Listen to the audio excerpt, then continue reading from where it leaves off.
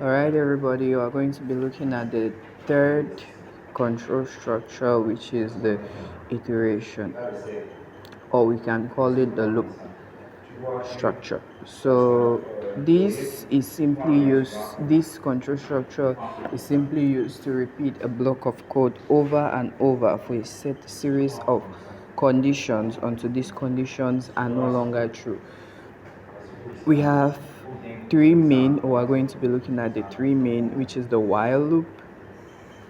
So basically, the while loop is a pre-test loop.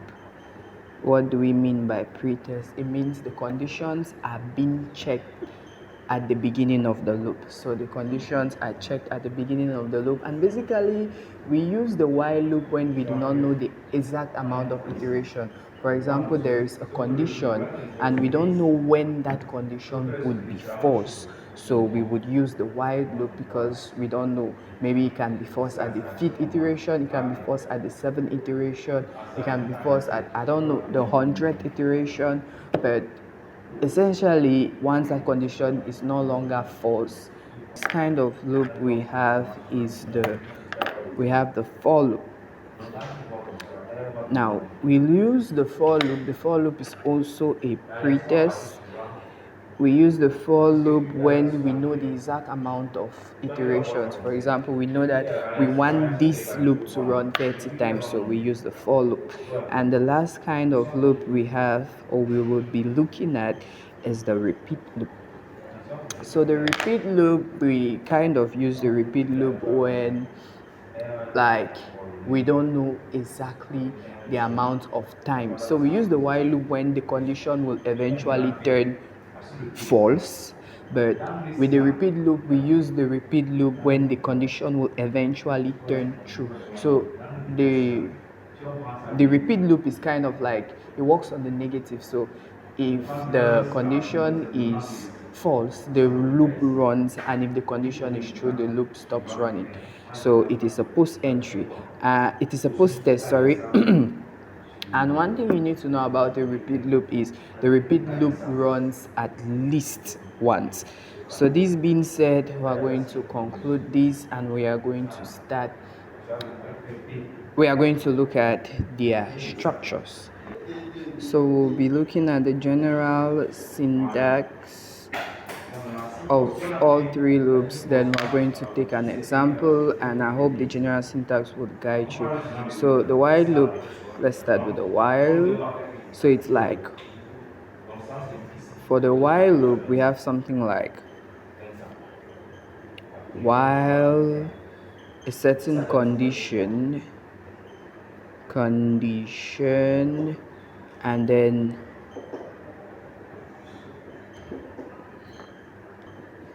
for a certain condition do. So while this, we want to do that, we have our code. I don't know, execute a block of code of instructions, because this isn't coding. So yeah, block of instructions, and we want to end while. So that's essentially how it works. Now for the for loop, we have, for, I don't know, an integer I from a certain value, I don't know, 1 to maybe, like, this one is the starting value. Well, anyhow, just say initial value. Yes, I should have called this variable. So for a certain variable, well, I just let my variable to be I, but that isn't normal. So from initial value to final value, do execute a block of code, and we just want to end the for, and it's something similar for the repeat loop. So it's like something similar for the repeat loop. So repeat loop is like repeat block Oh, I wrote block of code here again, block of instructions. Okay, we definitely know it is not code, it is instructions. And then we have the until condition. So we kind of see here that this repeat loop, it's like it repeats, it does the code before it checks if the condition is true. It's some kind of weird loop, but yeah, that's how it is. So I'm going to be showing you guys how to use the while loop and the for loop and when to use them. So without any fuss, let's start. So we want to use a while loop, and just a heads up, anywhere you can use a while loop, you can use a repeat loop there. And well, so to practice what we have learned, we are going to create a simple algorithm which will like check the amount of times the user enters the wrong password, and if it is up to a certain amount of number, we are going to block the user from entering the password. So let's just call it login. Now, the first thing you want to do when writing an algorithm is to have exactly what you want in your head mapped out. So the first thing we want to do is ask ourselves, what are we trying to do? So now we answer the question. We need a variable which stores the user's password, like his previous password. Now we need a variable to hold the password he's going to input, and the next variable is, since we are going to be using a while loop, we are going to need a boolean such that that boolean can become false after a certain amount of time. And the last thing we need to do is an integer. We use the integer to keep track of the number of chances we have. So with that, with our algorithm mapped out in our heads, we can now start writing. So we'll define our variables. The first thing is chance. Chance is going to be our boolean variable, like how many chances does the user have. The next is pass, like the user's password is going to be a string. And the last thing we want is, I don't know, an integer I. Just call it whatever you want to call it, but I'll call mine I. So that's an integer. Now the next thing we're going to need is a constant, because you don't want to create your password and later on someone changes it. So you want to, well, let's just assume the password is a constant. Let's call it CPU pass, like the first password you created, and we will assign CPU pass. So since it's a string, we'll put it in quotes, and CPU1. Yeah, that's our password. So let's begin.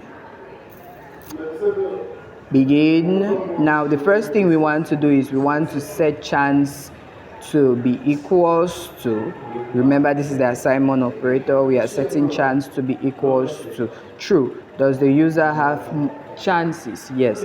Now while chance is true, remember chance is storing the value true, so while chance do.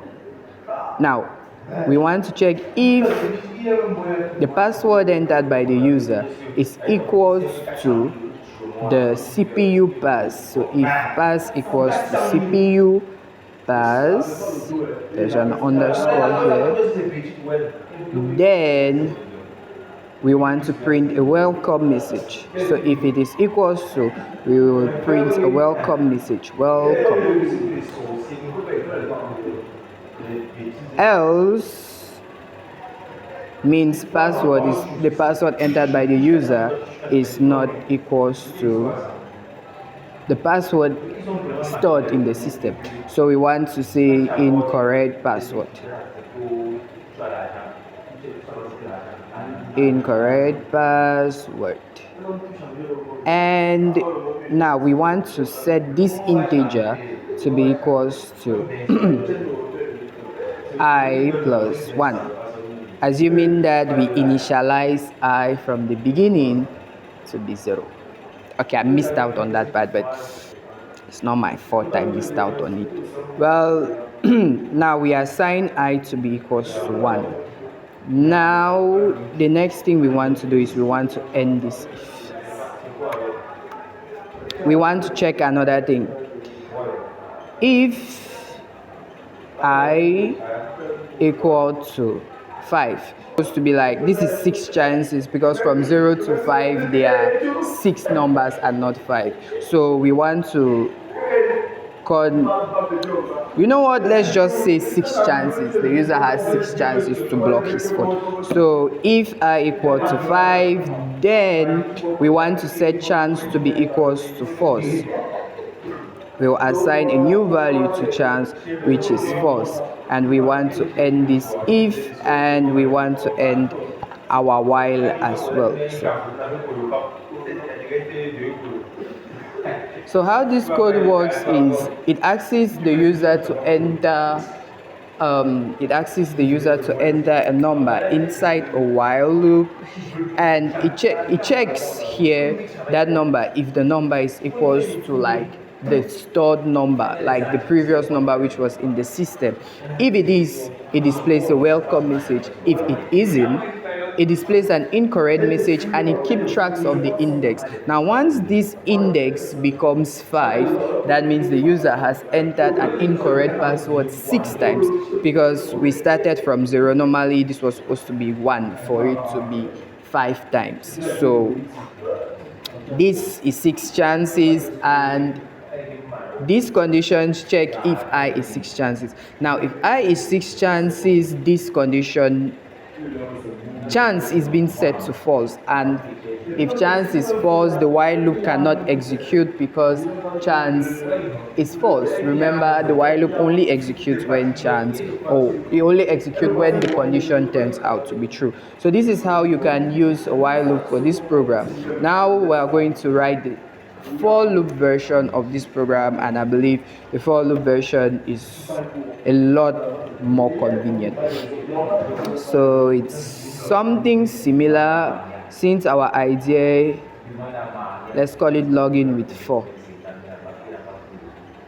Since our algorithm idea is clear, so we can simply go on ahead.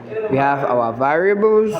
The variable we're going to need here, we're going to need I, which is an integer to keep track of the indexes. We're going to need the same thing, a pass,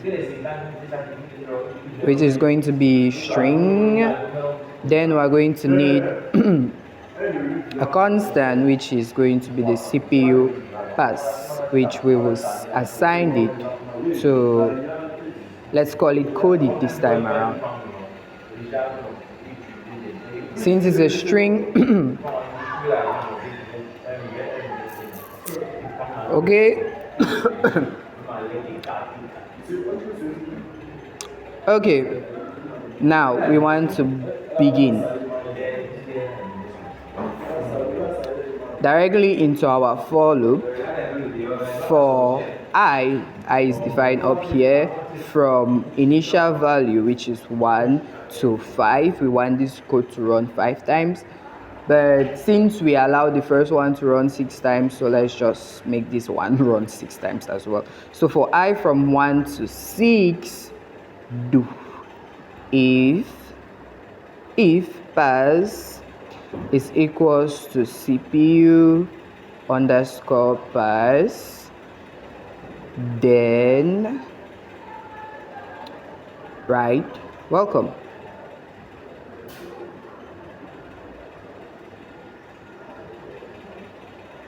Else we want to write incorrect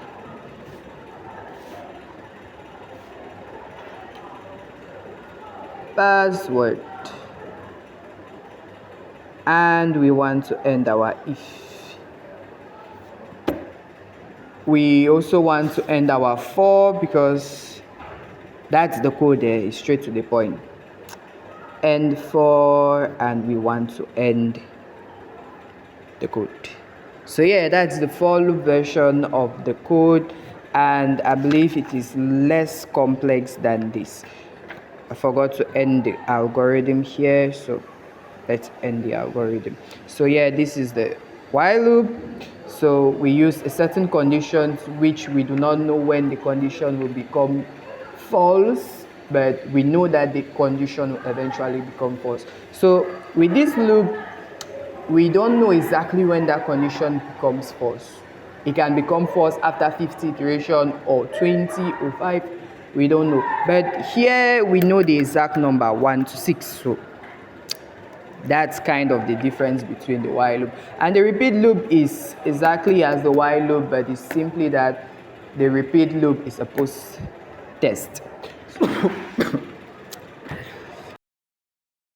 So let's start. You know what they say, practice makes perfect. So let's get on with the flowchart. So data starts in the terminal. From there we want to prompt the user to input his password, or like input the password. So enter pass. So once the user has entered pass, well, we assume that the CPU's pass has already been assigned, but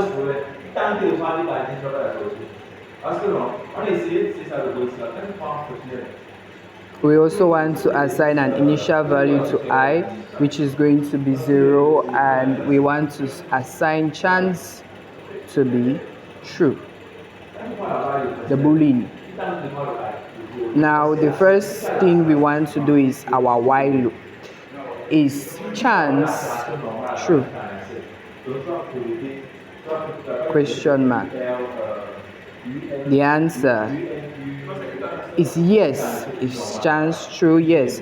So we want to check then if chance is true, we want to check if is CPU is CPU pass equal to pass. If it is not true, then we want to set I to be equals to I plus 1, and we want to output incorrect password. And output incorrect pass. Now once we've done that, we want to create the last condition, which check chance. Is I equals to 5? Question mark. Yes. If it is yes, then we change the value of chance, and that is a process. So chance should be set to false. Now remember, we use a single alternative here, and a single alternative uses just one hand. So this output, it's brought back up to the beginning of the condition.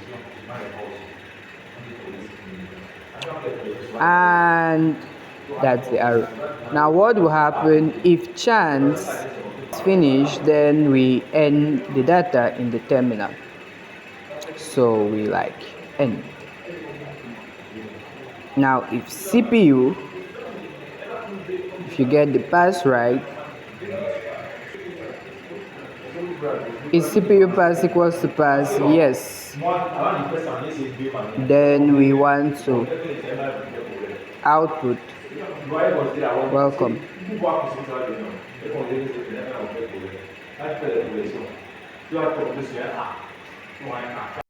And we will have my pen is letting me down. We have data in the terminal as always. So yeah, that's a view of the code. Yeah, so for the for loop is not that complex. First of all, the for loop doesn't need this particular thing. So the first syntax will be in the for loop using a pseudocode. From its algorithm, we will look at it, and the first condition will be is I less than or equals to 6. this is what this first condition checks.